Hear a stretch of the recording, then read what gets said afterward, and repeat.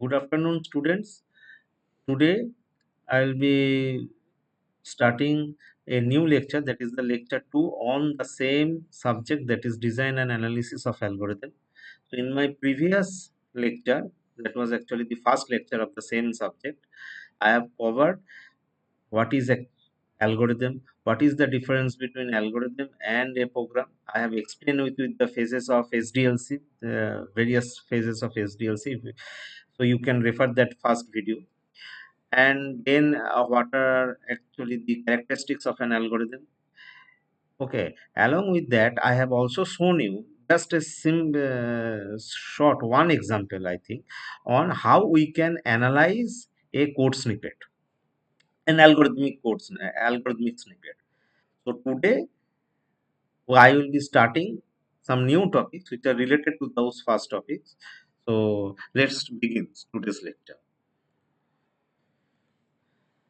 Okay, so today actually we'll be starting with, let me write the agenda first. So my agenda is for today's lecture.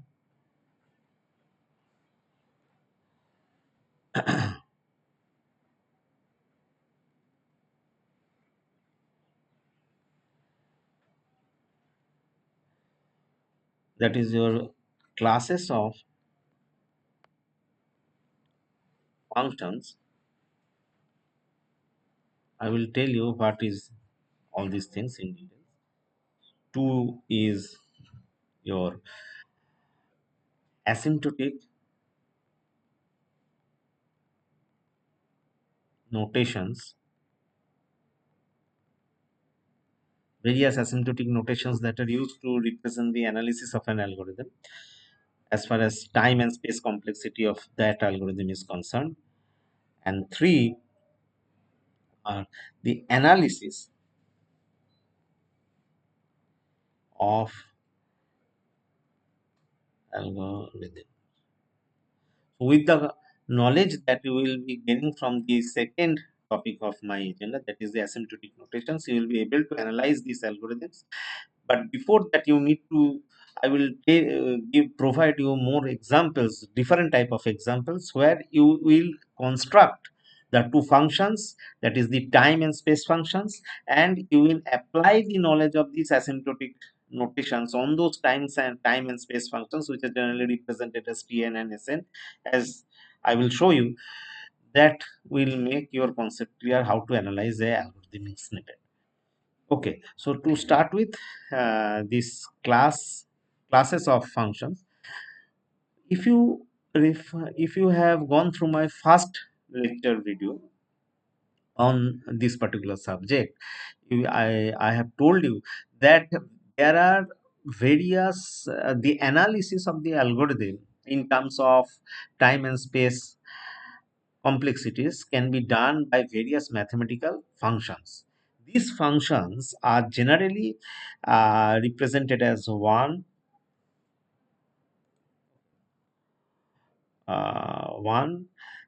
then 1, then log n base b. This b can take the base of anything. Okay, then n square.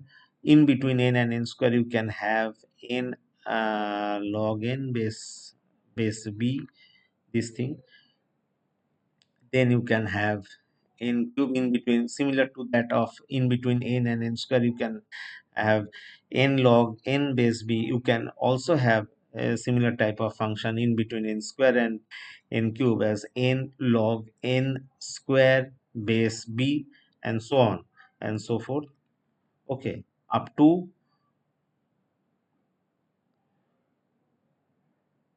2 to the power n, 2 to the power n, then 3 to the power n. This kind of thing we can have. And then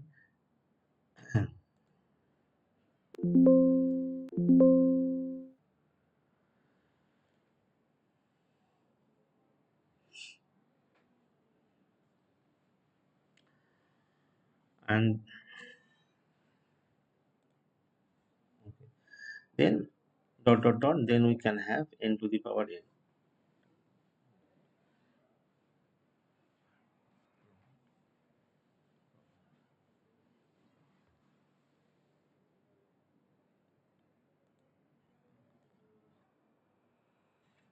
Okay.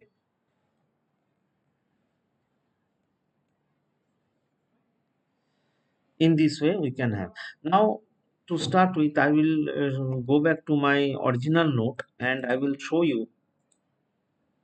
I will go back to my original note and then I will show you how this nature of each of these classes of functions are uh, are of the, how the nature of these functions are all about. Okay, so let us go to my lecture note. You see this one, let me tell you this one when we get, so if you remember my last lecture video, there you have seen last lecture video, there you have actually seen one thing that 1 minute,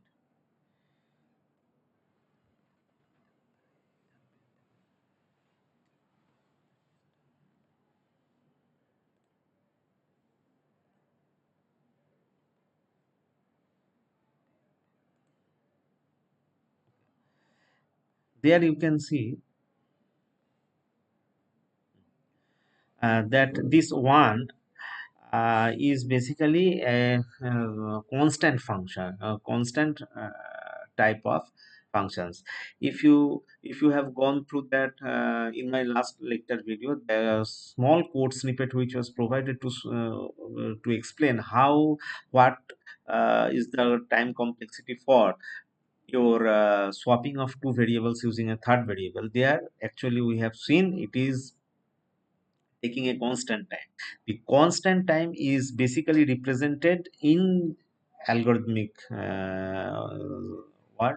It is represented as 1. 1 suggests the algorithmic code snippet that has been provided to you is taking constant time. Okay, for the same hardware configuration. So 1, since this is a constant and this is obviously the smallest amount of time that has been analyzed in terms of time and space complexity for an algorithm. So 1 is the lower bound among all these functions. So 1 is less than log n. So the log n base b. So b can be of anything from 2 to n. Okay, so log n base b, then this log n base b is actually less than root n. Root n is again a function which can be represented in terms after the analysis of a certain type of algorithm. We will see these things later in this lecture. Then this root n is in turn less than n, which is again less than n log n, and so on. Then n square, then we can have here in between n and n square and n cube, we can have n square log n, which is less than n cube, less than dot dot dot, less than 2 to the power n, 3 to the power n, and this goes on for n to the power.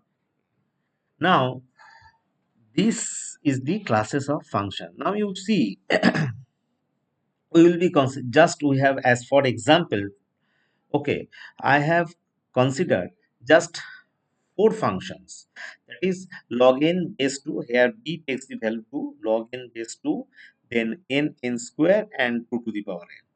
Okay, so you see over here,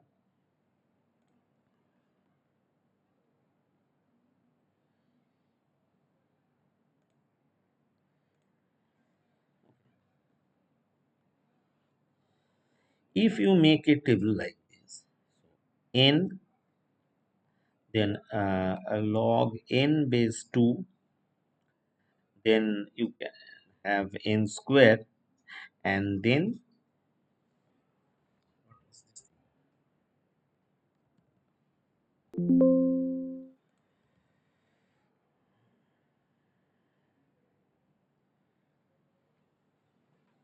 and n square, then 2 to the power n. Okay, n square, then 2 to the power n square, and then you take this as 2 to the power n. And if you take certain values, like suppose I am taking the value of n as suppose uh, 2, 2, then 2, 4,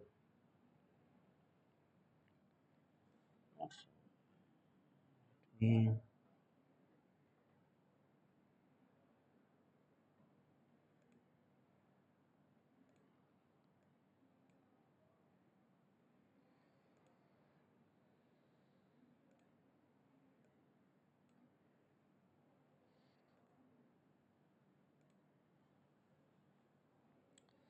2, 3, and so on.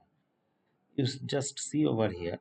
So log n base 2, this is actually 1. This 3, okay. So 3 is log.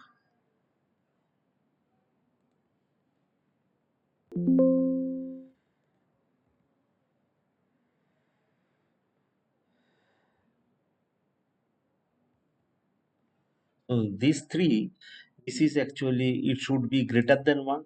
In any sense, it should be greater than 1. Whatever value I will be having, it should be greater than 1. Okay. And but this value, so 1 less than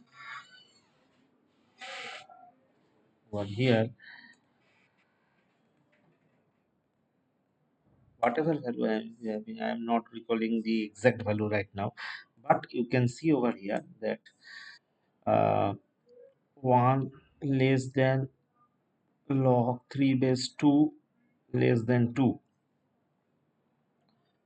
Okay, and then for in this case you can have for 3 3 squared, that is you can have 9 over here, and for 2 to the power n, that means this is 8. For 2 you can take the value for n square, when the value of n is 2, so for n square you can have the value as 4, and for 2 to the power n is square, it is also 4. Okay, and for 4, what should be the log n value? This is will be 2, and n square, you see 4 square, that is 16, and for 2 to the power n, that means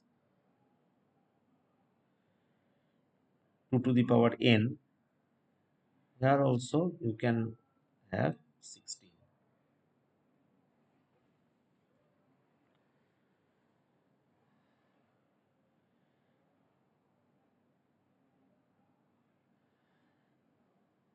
Okay, now if I take the value of n as 8, you see for log n it will be taking the value as 3. For n square it is 64, and for 2 to the power n this will be equal to 256. Now you see the jump over here. You see the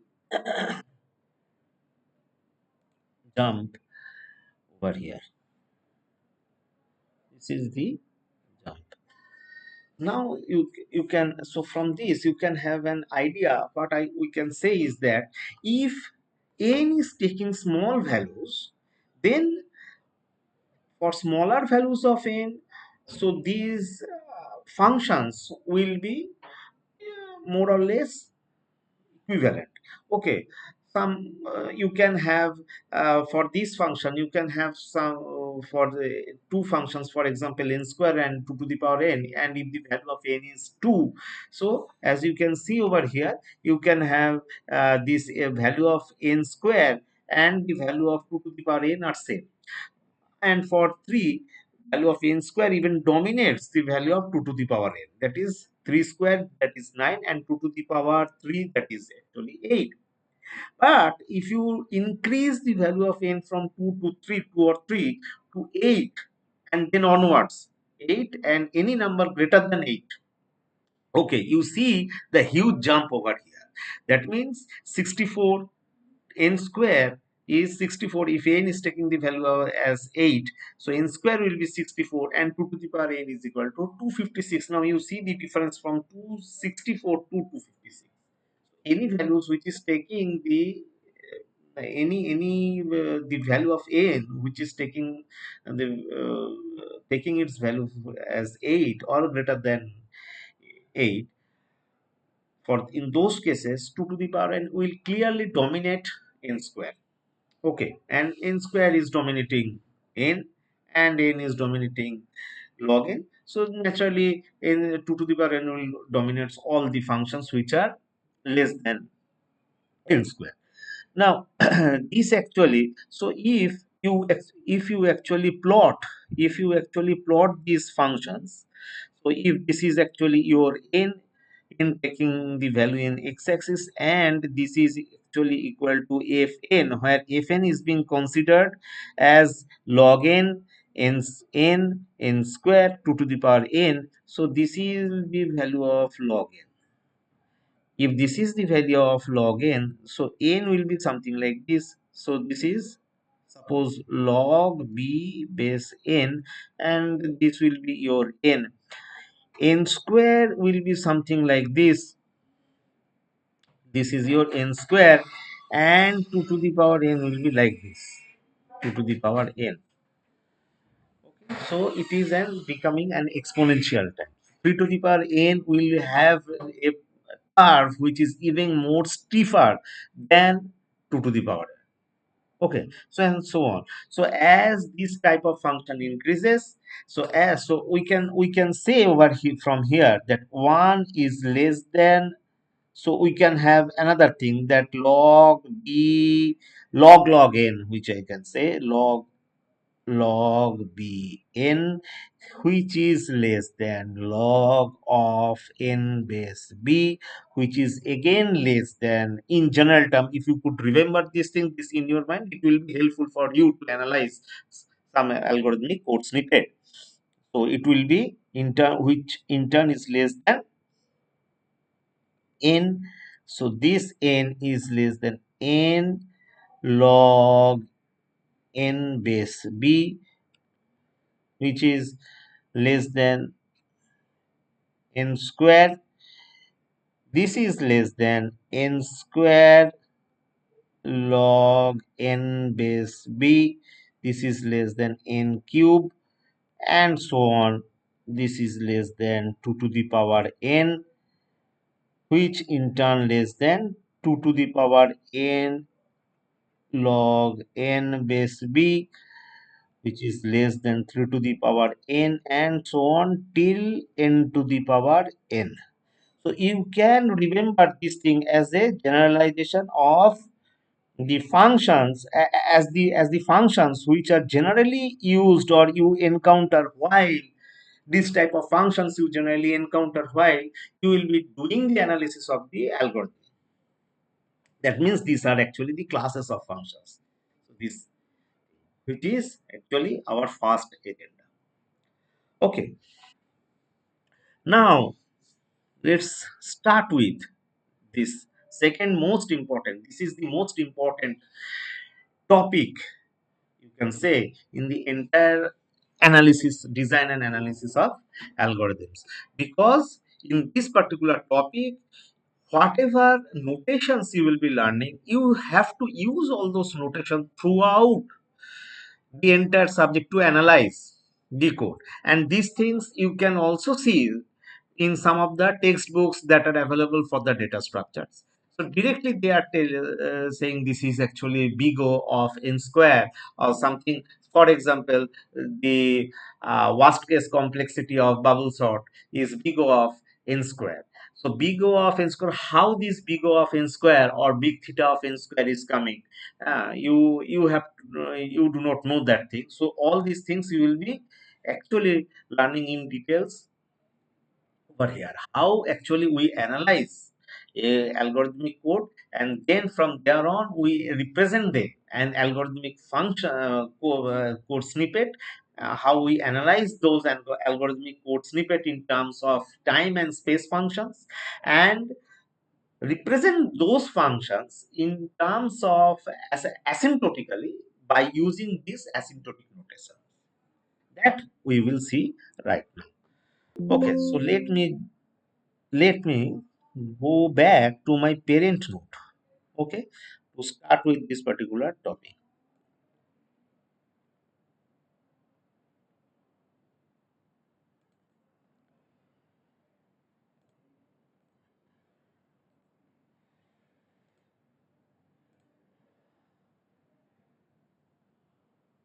Okay, so this is there, and uh,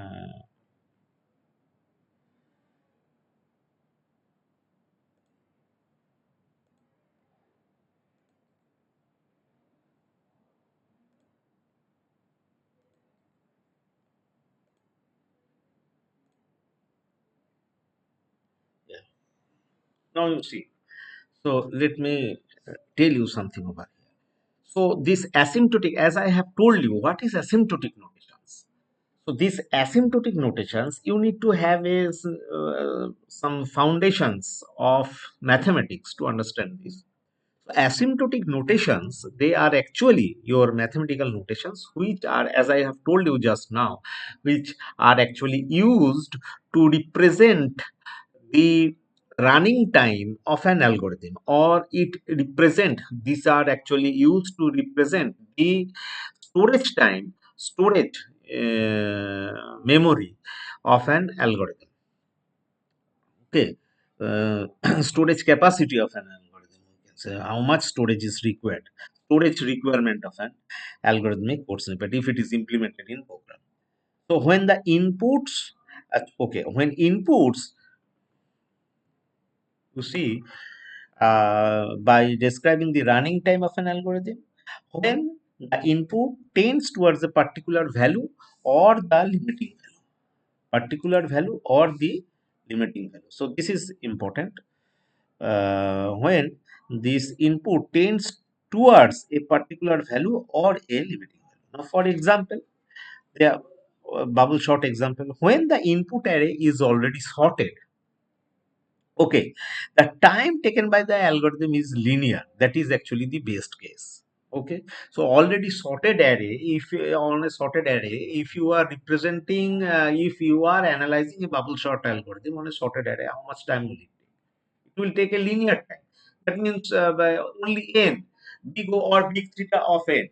Okay, so I will tell you for a while analyzing this thing, as I move on in this particular topic, and I will tell you how to analyze all these things. One thing you need to remember that any any time function or the space function for an algorithm can be if these time and space functions of the algorithm are represented in polynomial or polylogarithmic time, that I will tell you.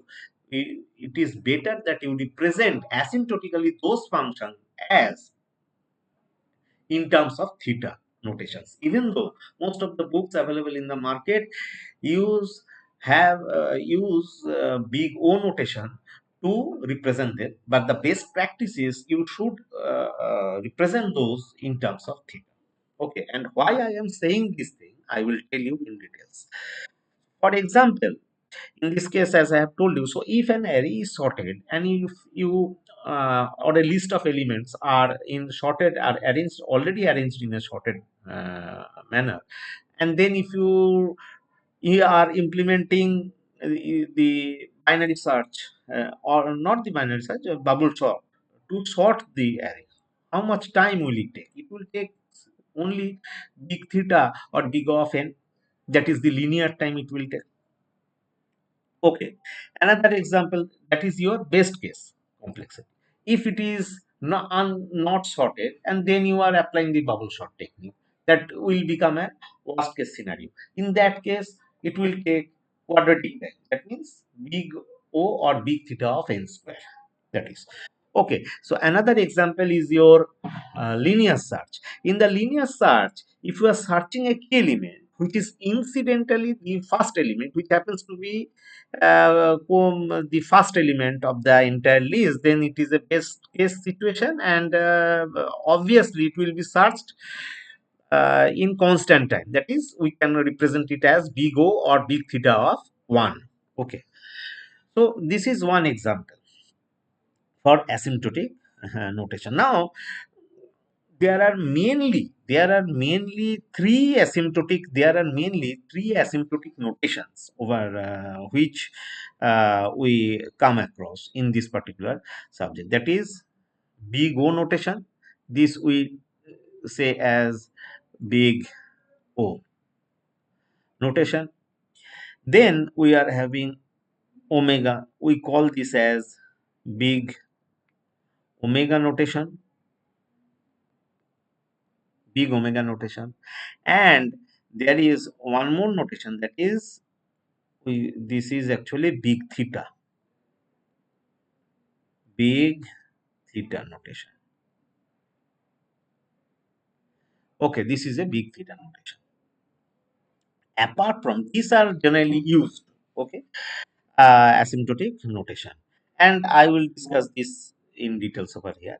Apart from this, there are another three set of asymptotic notations that are used. These which are, this is, we call this as small o notation. This is small o, this is big O. Okay, so omega, small omega notation, and a small small theta notation.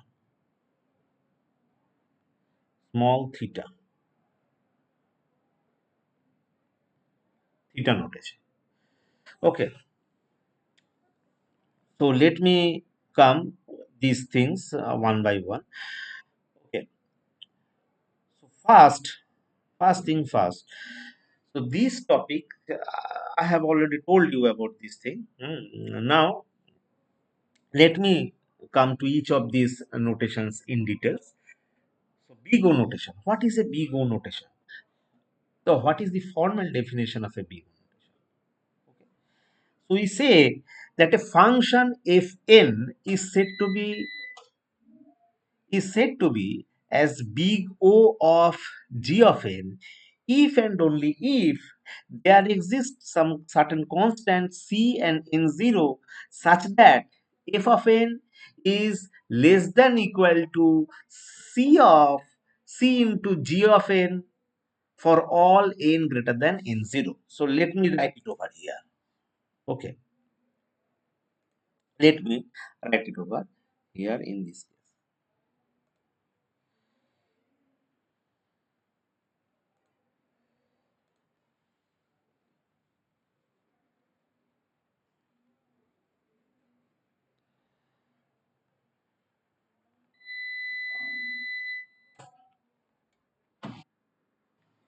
Big O definition. A function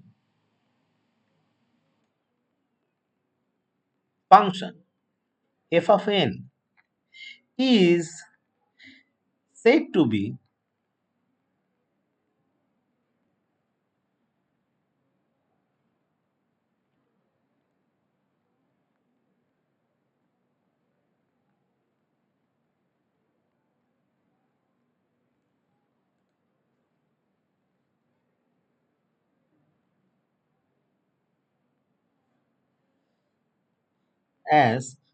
represented as big O of g of n. G of n is another function, mathematical function.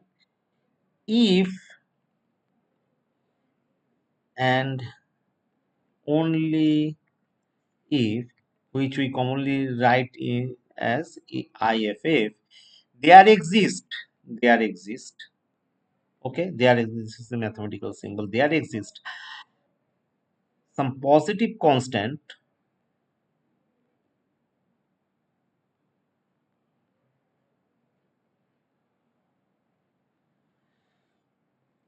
C and N0 such that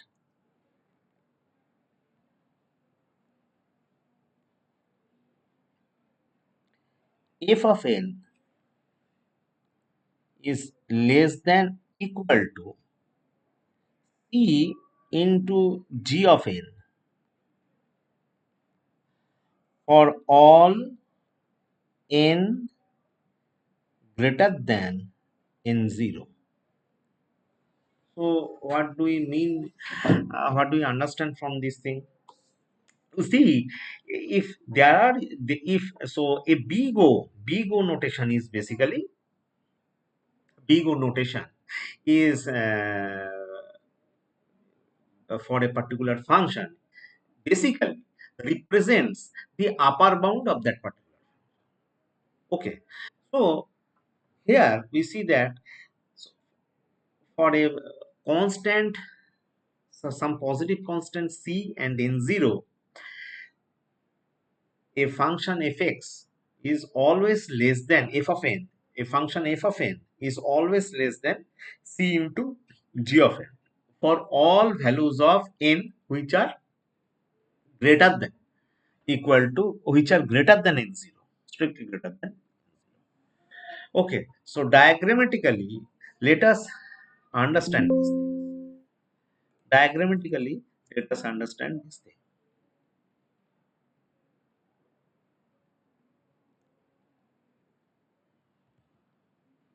This is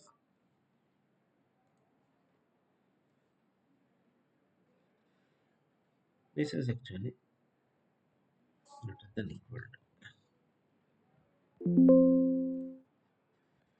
Now you see over here that a function fn, for example, now we shall go back to the diagram first. Fn equal to g of n. Now you see for the two functions. So this is if this is actually we consider as f of n and this is c into g of n. Now initially for some initial values of n, we can have either gn is c of gn is dominating fn or fn is dominating g of n.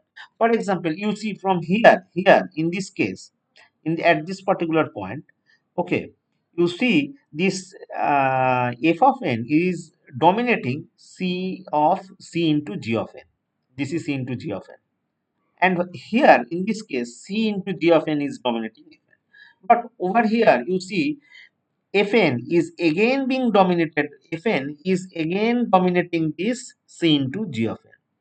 But we consider this particular point as n0. You see the dotted line and it is marked as n0 in the x-axis. But from this point onwards, for every value of n, from this point, that is for this point which is represented as n0, from this point onward, for every value of n, f of n is being dominated by c into g of n. That means c into g of n is acting as an upper bound of f of n from for all values of n starting from n0. Okay, so this is the diagrammatic representation of big O of n. I will be coming with an example now. What is an example of this in this particular case? You see, as an example, f of n equal to, let us consider f of n is equal to 2n plus 3. Okay, 2n plus 3. So this is 2n plus 3. Now this 2n plus 3, we can say that this 2n plus 3, let me go over here. Okay, and suppose,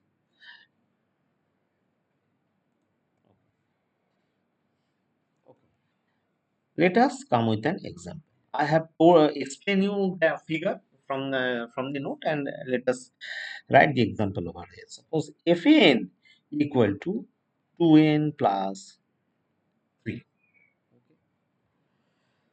Now this implies this 2n plus 3 is less than, okay, equal to This is less than equal to 2n plus 3n. I can write. I can write this 2n plus 3 is less than equal to 2n plus 3n. This implies 2n plus 3 is less than equal to 5n. Okay. Now this 5n, you see this n and this is 5. 5 is the acting as a coefficient. Now this 5 is basically a constant, positive constant, and that can be considered as the value of c over here. Okay, and this is your fn. This is your f of n, and this 5 you can represent it as the value of c. So this takes the value of c, and this is a. So this n is what? This n is then g of n.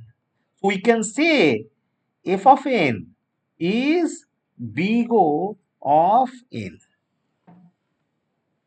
Okay, f of n is big O of. Okay, then we go back to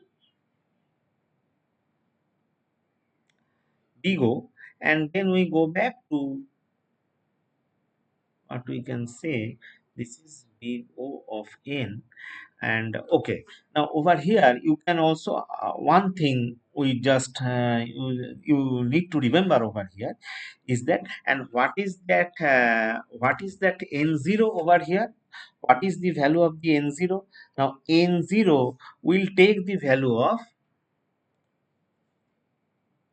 n0. So we have seen over here that 2n plus 3 is greater than equal to 5n. Okay, so if you take the value of n as, if you take the value of n as 1, okay, or if you take the value of n as 1 from n equal to, from n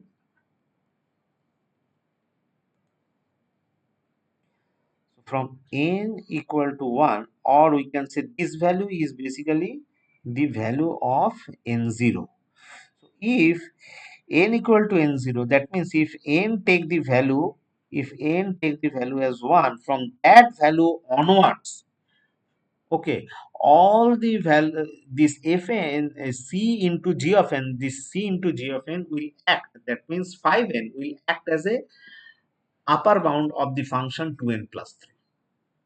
So in this case, n equal to 1, that means n0 equal to 1, sorry, and c equal to 5. These are the two positive constants based on which we have the big O of. Now over here I just want to tell you, if a function, for example, let me write it over here. If a function fn can be represented as big O of n, so you just go back to the classes of function as I have told you. Obviously, if this is the case, that is, if fn equal to big O of n, we can obviously write fn equal to big O of n square, or fn equal to big O of 2 to the power n we can write, or n log n we can write. N log n also. Fn equal to big O of n log n base 2 we can also write.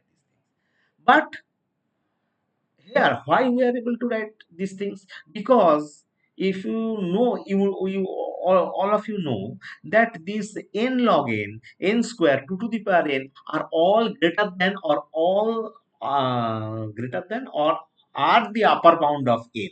Now, if n is the upper bound of a particular function, obviously these functions which are the upper bound of n, they will also act as a upper bound of fn. So we can write all these things. That is also right. So fn equal to big O of n, it is correct. Fn equal to big O of n square, it is also correct. Fn equal to big O of n cube, Fn equal to big O of 2 to the power n, that is also right. But we are interested over here the lowest from that class of functions which I have discussed earlier in this lecture. We are always interested to a particular function which is at least acting as a lower bound, or sorry, at least acting as an upper bound of uh, the function fn. That means the function which is at least the upper bound of fn. We are interested. So we are interested with this one only. Because obviously, if this is the case, then big O of n square or big O of 2 to the power n also act as an upper bound. But we are interested in big O of n. Okay, this is one case. Another thing is that I have told you there are another three asymptotic notation, that is just like big O, we have small o. So for that particular, a function fn is said to be represented as, or can be represented as big O of g of n. So we can say over here that a function fn can be represented as small o of g of n only if and only if there exists some positive constant c and n0, such that everything will remain same in that particular definition. Only change will be that fn, in this case fn will be less than, strictly less than c into d of n for all n greater than equal to n0. So same definition will be applicable to represent small o of n. Only difference will be here. In this case, for big O, let me write it in different color so that you can able to understand. So this for big O less than equal to, so everything will be same in this definition. So less than equal to will be used for big O, and strictly less than will be used for small o. Okay, this is only the difference. Other than that, everything is same. Okay, so big O and small o you have understood. Okay, so then now we will go back to the second asymptotic notation, that is what is big omega? What is big omega now? Big omega.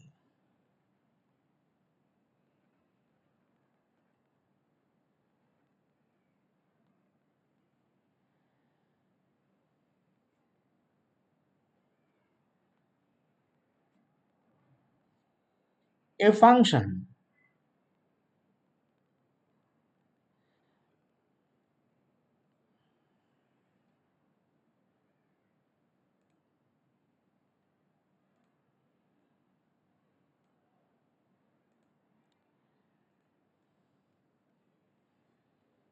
a function f of n is said to be represented as big omega of another function g of n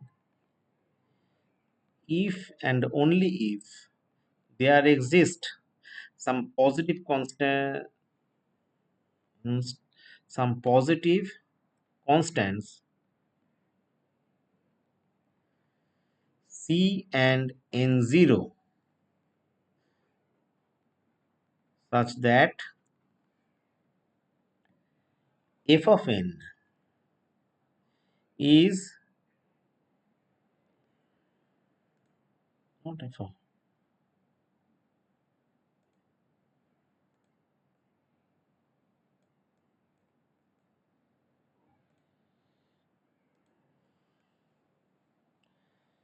such that c into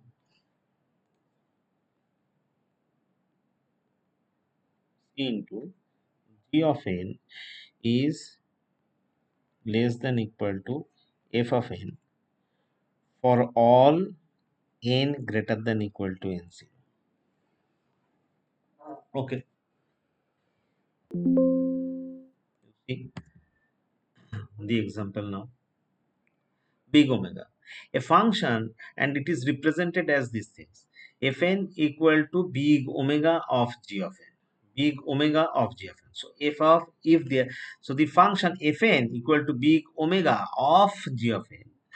If there exists, if and only if there exists some positive constant c and n0 such that f of n or c into g of n is less than equal to f of n, or f of n is greater than equal to c into g of n. For all greater than equal to, all n greater than equal to. Now, as an example, what we can say, so same example we are taking, fn equal to 2n plus 3. Now, if fn is equal to 2n plus 3, then fn, so 2n plus 3 is greater than 1 into n for all n greater than n0. Here, what is the value of n0? N0, we can represent it as 1. So, from while n take the value 1 and onwards, f of n, a g of n will act as a, what is g of n? 1 into n, that means n will act as a lower bound of fn, which is 2n plus 3. Okay. Now, as an example,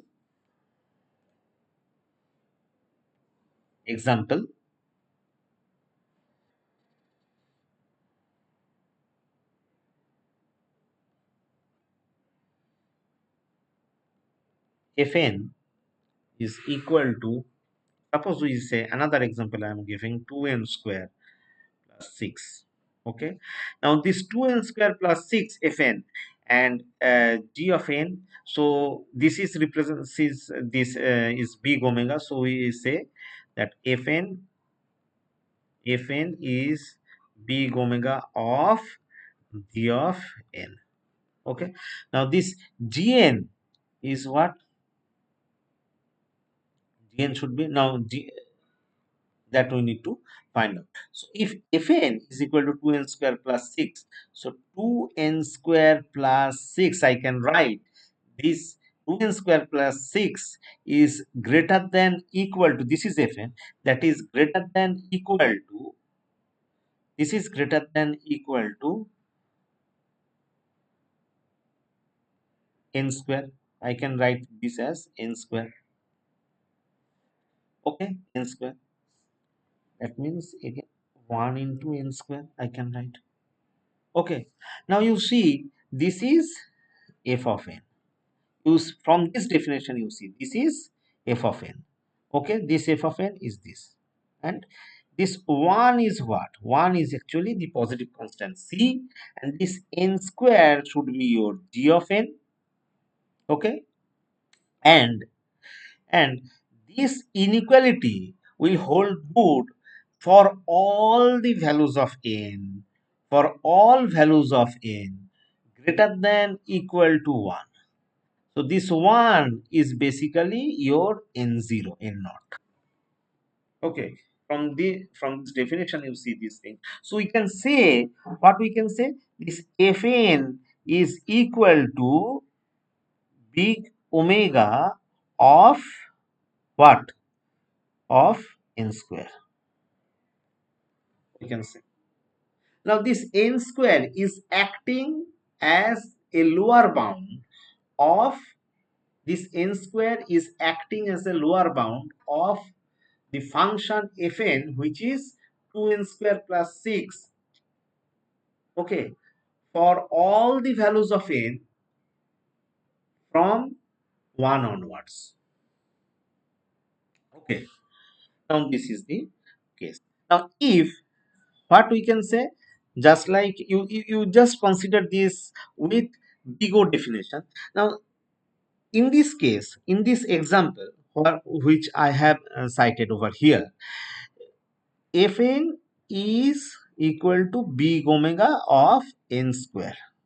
Now if fn is big omega of n square, we can obviously write fn is big omega of n, or we can write fn is big omega n log n base 2, or we can write fn equal to big omega of 1.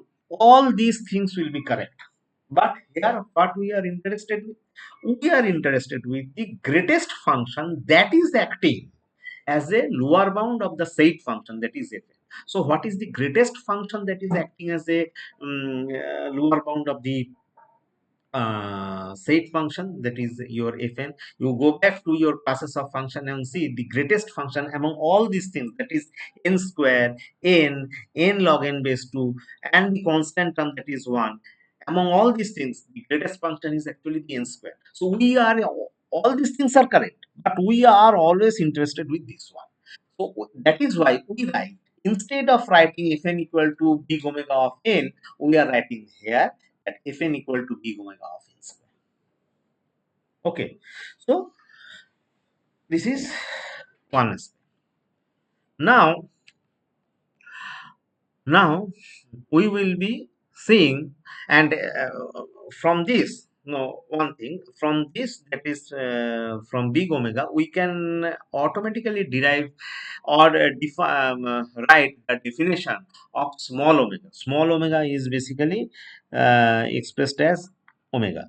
Okay, so what should be the small omega? Just like small o notation. What is the difference between the definition of big O and small o?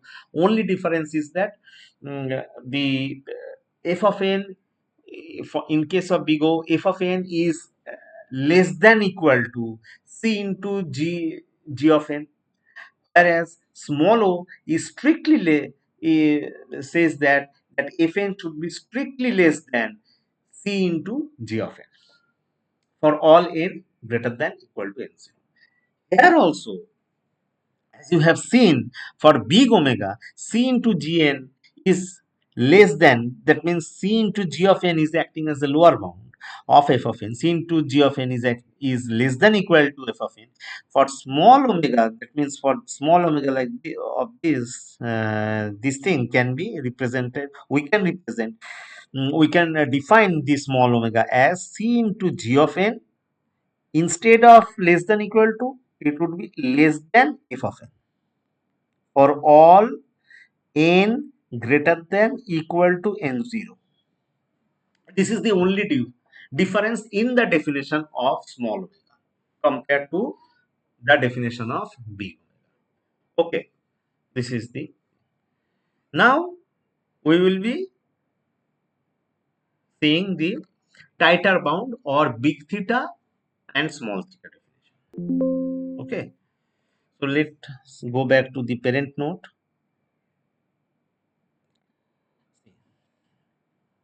Big theta. So what we can say, a function over here, a function fn is equal to big theta. Big theta, this is big theta notation is represented like this. Okay, this should be represented like this. So big theta of g of n, if and only if there exists some positive constant c1, c2 and n0. Okay, c1, c2 and n0, such that c positive constant such that c1 into g of n should be less than equal to f of n, which in turn less than equal to c2 of g of n for all n greater than n0. Okay, now you see this fn equal to 2n plus 3. This fn equal to, so let me go back to this slide and explain you. So I am not writing all these things, I am only writing the definition part of this. So definition of big theta, which is okay. Now what is the definition of big theta over here? So a function fn,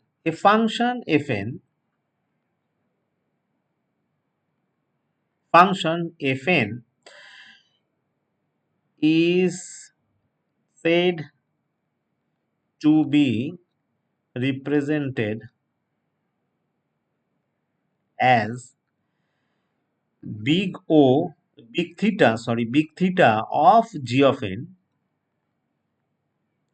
if and only if there exist some positive constants C1, C2 and N0 such that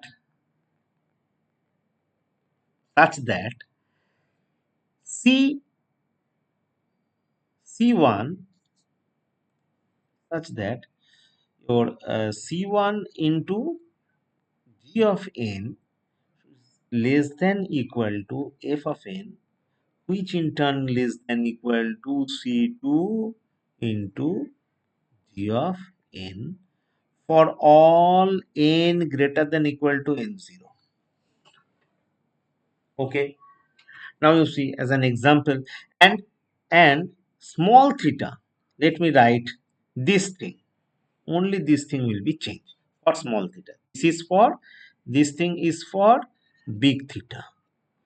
And for small theta, what we write? What should be this case? This is C1 into G of n is strictly less than f of n, which in turn is strictly less than C2 into G of n for all n greater than equal to n0. Okay. So this is the just this much is the difference in the definition of big theta and small theta. So small theta differs from big theta over here in this case. Now let us understand this particular definition for big theta with an example. So let us consider Fn. Okay, Fn equal to suppose previous example 2n square 2n square 2n square plus 6. Okay, now you see in this case you see I can write 1 into n square. This is less than equal to 2n square plus 6, which in turn less than equal to what? 8n square. I can write this thing for all n greater than equal to 1.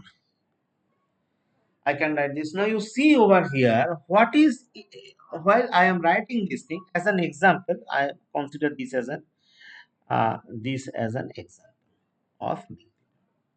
Now you see it's 2n square plus 6 for this function fn. What should be your lower bound for this particular function in terms of c1 into g of n? If so, this is this n square, this n square over in the left hand side, leftmost side, and this n square in the in the rightmost side is actually your g of n. Okay, and this one is basically your the constant. This is c1, positive constant. This is C1. This C1, this C1, C2, and N0, these are your positive constant. Positive constant. Okay. So this one is your C1. So 1 into n square. This is always acting as a lower bound or less than equal to 2n square plus 6 for all values of n from 1 onwards. This is how we interpret this thing. It means 1 into n square less than equal to 2n square plus 6, and this 2n square plus 6, that means this is your fn, original fn. So this 2n square 6 plus 6, this is less than equal to 8n square, where 8 is your c2. This is also a positive constant, and this n square you see in leftmost end and rightmost end, the value of gn is same. That is, in this case gn is equal to n square. So 1 into n square, and here 8 into n square. Now you see 2n square plus 6 is less than equal to 8 into n square. Now this 8 is acting as following this particular definition, we can say C2, this is acting as a positive constant C2 8, and this n square is again the Gn. So 2n square plus 6 is acting as a lower bound for 8n square for all values of n starting from 1 onwards. So this is what, if you consider only 2n square plus 6 less than equal to 8n square for all n taking the uh, value which is greater than equal to 1, only this part, this is actually what, this is actually your big O, and 1 into n square is less than equal to 2n square plus 6. This is what, this is for all n greater than equal to 1, this is your big omega. Okay, now using the concept of big omega and big O, we are actually defining the type bound of the function fn. How we are defining it? We are defining it as c1 into g of n, which less than equal to f of n, and c2, which in turn less than equal to of c2 into g of n. So over here we can say that f of n, we can say that, so this suggests that this f of n is equal to big theta of n square. Okay, big theta of n square. But the only difference over here is that the moment, if you could recall the definition of big O and big omega, what I have said in case of big O, that if f of n is equal to, suppose, big O of n square, for example, so we can write this as f of n big O of n cube, or f of n equal to big O of anything which is greater than equal to n square. That means n square log n base 2. We can always write these things. Or even fn equal to big O of 2 to the power n. All this will be correct, but we are interested with the function which is at least the upper bound of the said function, that is represented in terms of fn. That I have told.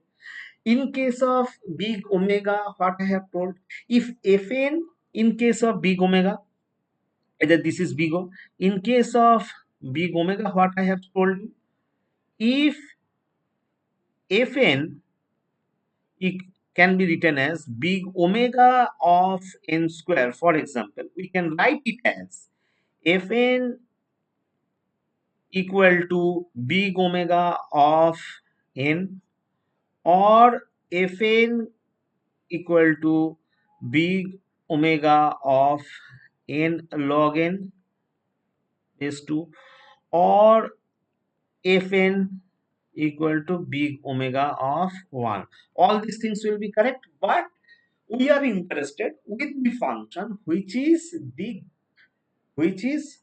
at most, which is considered to be as the greatest function that can be used to represent the lower bound of.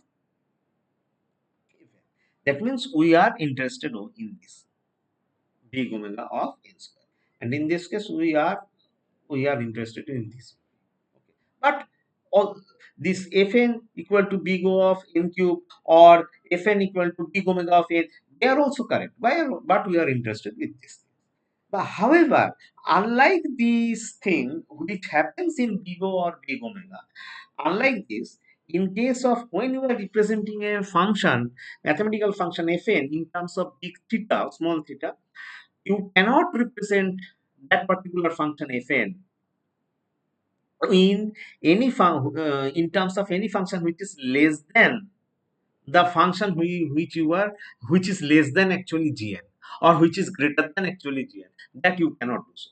That is why we say this is actually a tighter bound of the function to represent a particular function. Okay.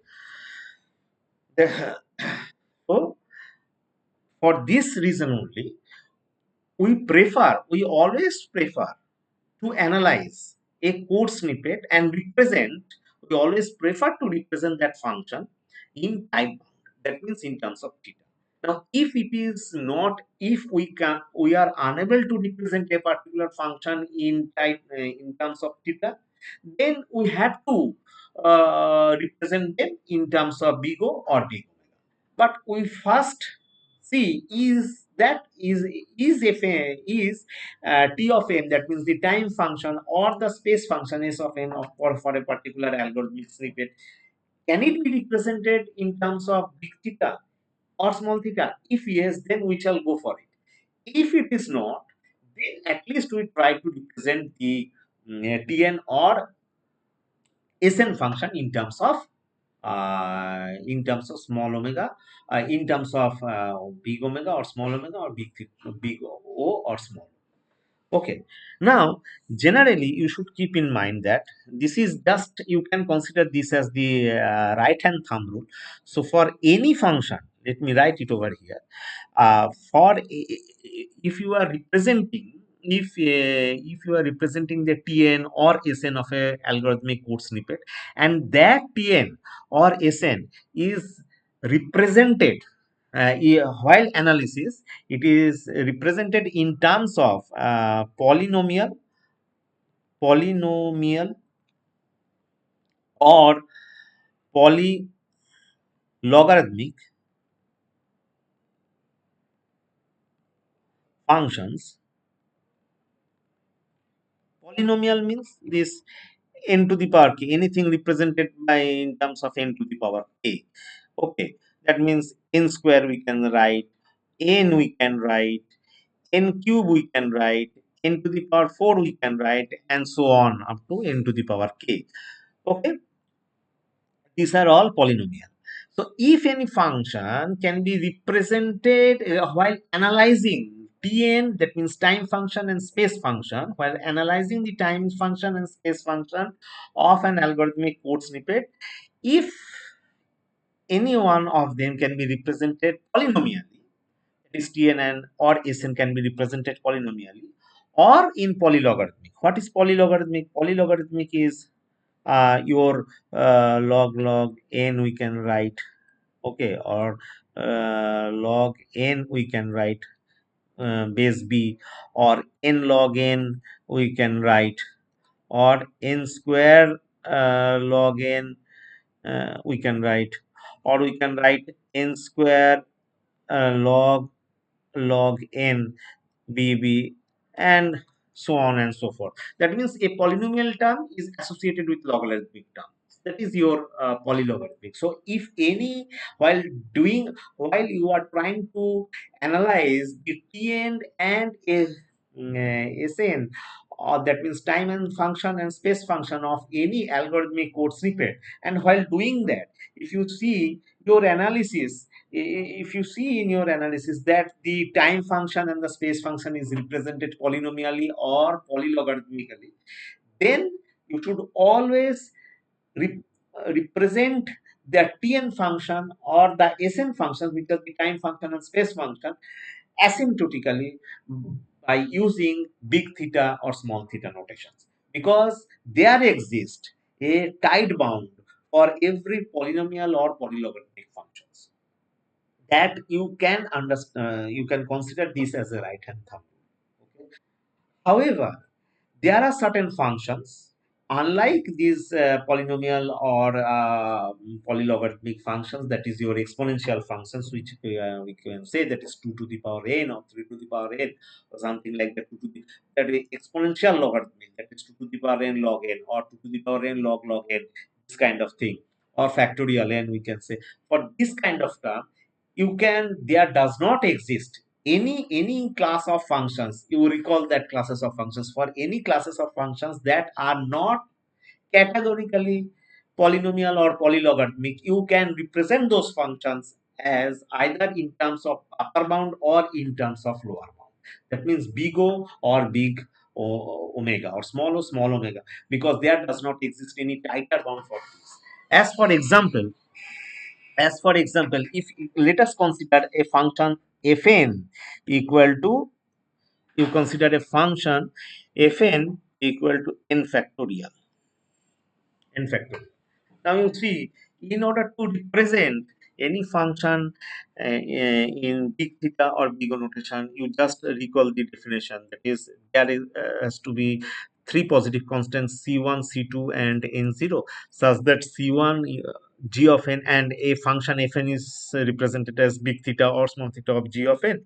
If it is represented as if c1 into g of n is less than equal to fn, which in turn is less than equal to c2 of into g of n for all n greater than equal to n0. Now this is the function. Now you represent, if you consider fn equal to n factorial, now you represent, you consider that particular definition in your mind and proceed further, then we will see the real difference. Why we are unable to represent this kind of function which are not in the category of polynomial or polylogarithmic to the tighter bound. Now let us see this thing, that is n factorial. So n factorial, if fn, so we can say n factorial is less than equal to, n factorial is less than equal to what? We can say, write c is 1 minute. It is less than equal to c2 into n to the power n. You can write any values in c2 as a positive constant. So c1, c2 is considered to be as the positive constant. You can write any values. You can substitute any, you take any positive value, positive constant value for c2. For all positive values, this will holds good. N factorial is less than equal to c2 of n to the power n, which, as well as this is less than equal to, this is c1 into 2 to the power n. Okay. So in fact, this is what we can say. This is strictly. This is not even less than equal to, but we can say strictly less than. So strictly less than we can write over here. Okay. We can write strictly less than. So you see over here. So you can take any positive value of for c1, and you can take any positive value for c2. For any positive value of c1 and c2, this will hold good. That means c1 into 2 to the power n is less than n factorial, n factorial, uh, n factorial, which is in turn less than c2 into n to the power n. But you see everything for all n greater than equal to, I can say, 1.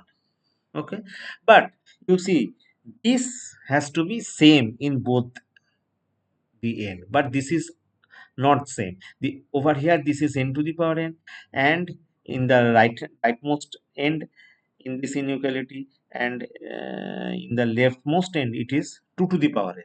So this is not gn. So you cannot represent this n factorial, this function n factorial, with the classical definition of the tighter bound for big theta or small theta, because you, there does not exist any suitable g of n which can be used to represent this function f of n, which is n factorial, as c1 in c1 into g of n, which is less than or less than equal to n factorial, which is less than or less than equal to c2 into g of n.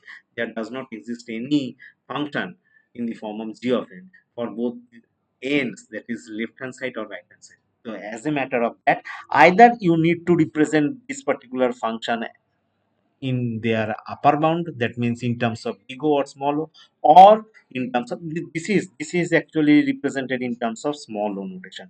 So we can say fn equal to small o of n to the power n, and this fn, if you want to represent this as a lower bound function, that means omega, it will be equal to small omega of 2 to the power n. Okay, small omega of 2 to the power n. So this is the reason why I have told you that for polynomial or polylogarithmic function, you can always have a you can always find a suitable g of n that can represent the function in tighter bound, the fn in tighter bound, by following the definition of big theta or small theta. But other than that, if you are considering fn as a factorial function, or any exponential function, or any function which is to the power of n to the power n, something like that, then it would be, you will never ever found any suitable g of n that will represent the tighter bound of that particular function represented in terms of fn. Okay, so that is it. Now we shall revisit certain, not revisit, we will look upon certain characteristics of these asymptotic notations.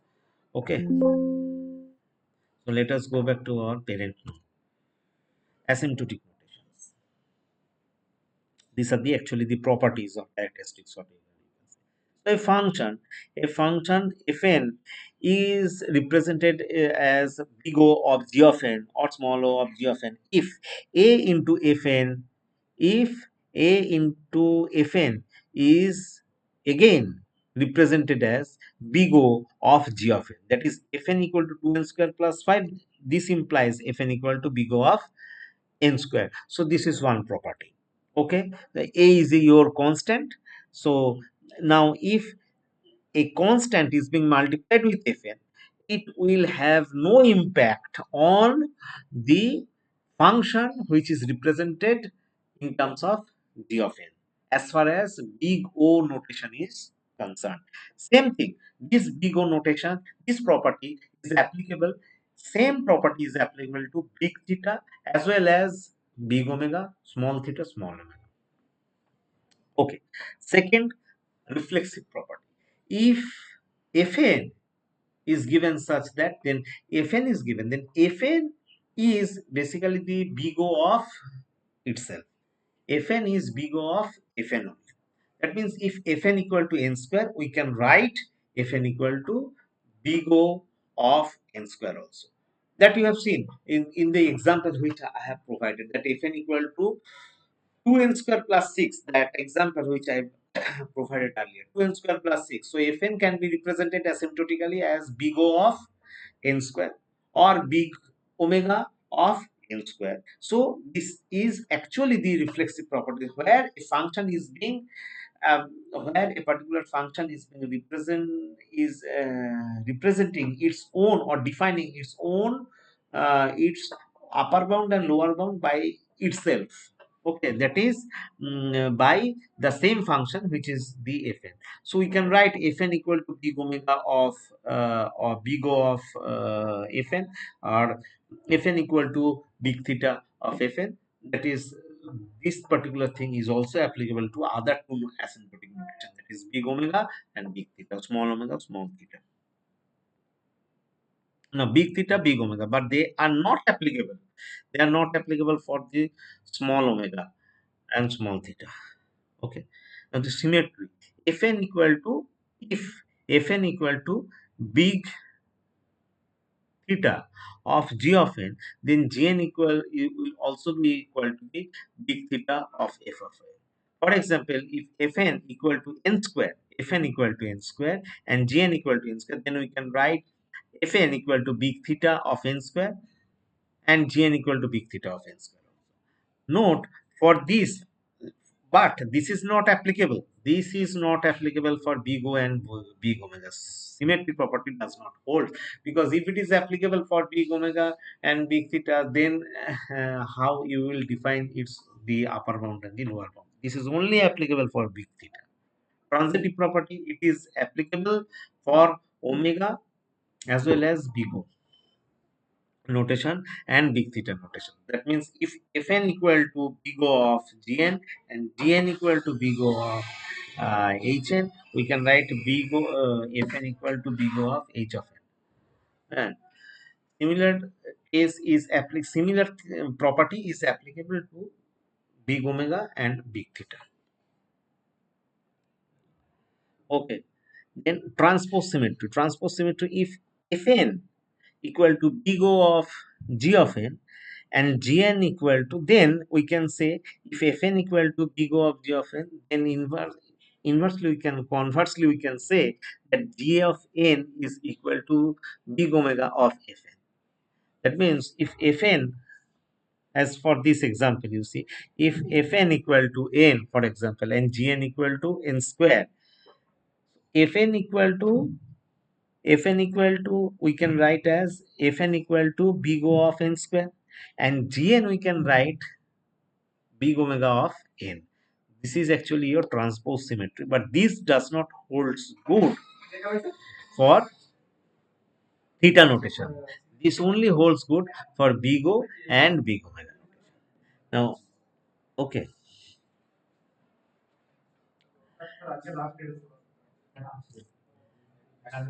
See, now if fn, this is another property, property 6.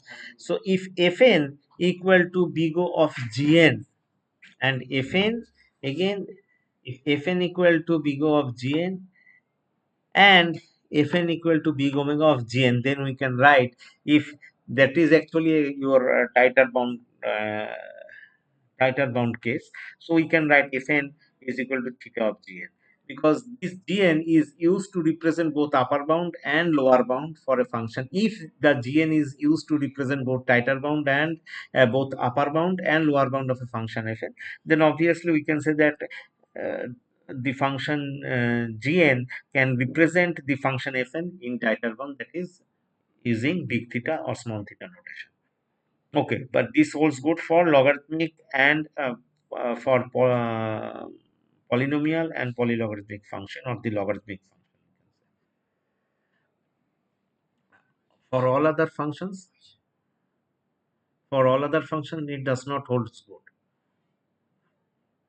Uh, if another property you see, if fn equal to big O of gn and dn is another function which is equal to big O of en, then we can say that fn plus dn equal to big O of max of gn comma e. This is one property.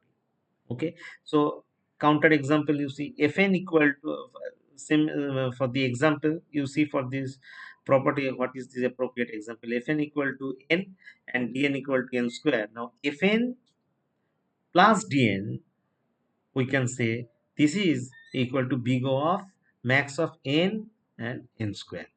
So whatever is the dominating term, that term we are interested while representing the asymptotic notation of a function in terms of big O, big theta, or big O, big theta, or big omega, or small O, small theta, or small omega. Now, similar to that of positive, if we represent fn equal to big O of gn and dn equal to big O of en, then fn into dn equal to big O of gn into en. So fn equal to, suppose for example, fn equal to big O of n and dn equal to big O of n square.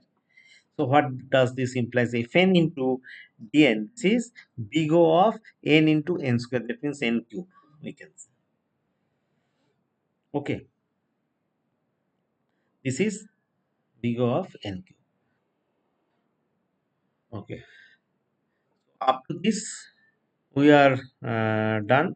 So the third agenda, that is now familiarizing various type of example for how to analyze the algorithmic snippet, that we shall start in my comments in my last, or resume in my next upcoming lecture. Okay, thank you. Thank you.